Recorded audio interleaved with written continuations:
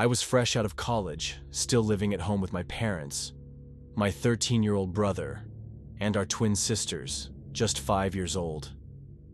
I had just landed a job at a brand new company only 10 miles away. Easy commute, short bus ride, everything was falling into place. One night after work, I came home exhausted. For some reason, my siblings were off school that day.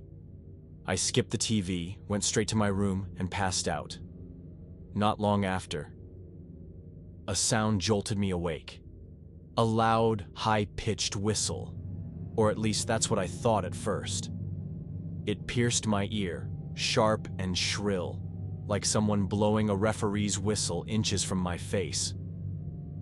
Instantly, I thought it was my little brother, trying to mess with me and drag me into a video game session. But I wasn't in the mood.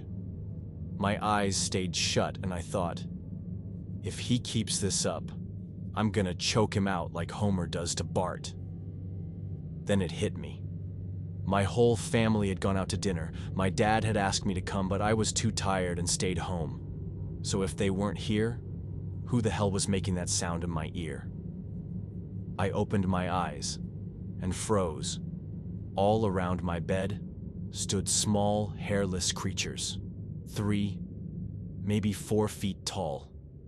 Big, bald heads, eyes too large for their faces. There were more than 3. One of them had climbed up onto my bed, right beside my head. And that's when I realized it wasn't a whistle at all. It was a drill. A high-pitched buzzing that my sleepy brain had mistaken for something harmless. These little bastards were operating on my head. I tried to move, to fight back, but my body wouldn't respond. I was completely paralyzed, trapped in my own skin. Inside my head, though, rage was building. If I could just get to my feet, I thought, I'd tear them apart.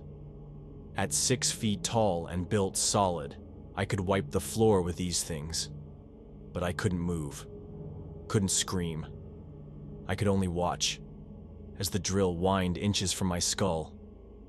And then, everything went black. The next thing I knew, I was awake again. It was 9 o'clock at night. My family was back home. But what woke me wasn't the sound of the front door. It was my brother, screaming. "He's dead! He's dead!" I shot up in bed, heart pounding. "What? I'm not dead!" I yelled, my voice cracking. But my brother just stood there, trembling, his face pale with terror. That's when my parents came running in. My brother pointed, still screaming, and when I followed his finger, my blood ran cold.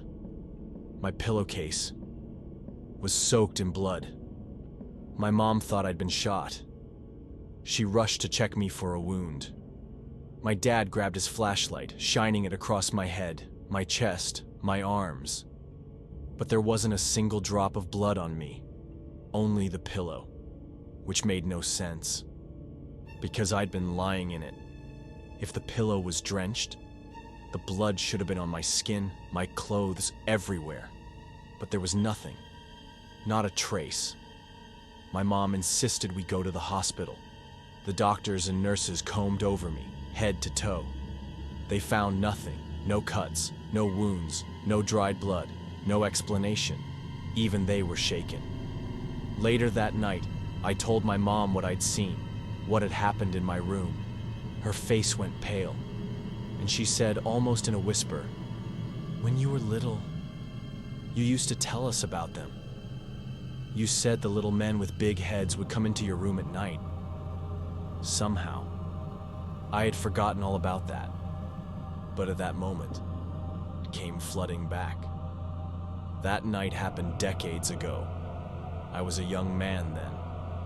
Now I'm in my 50s, and they still come around, creeping in the night.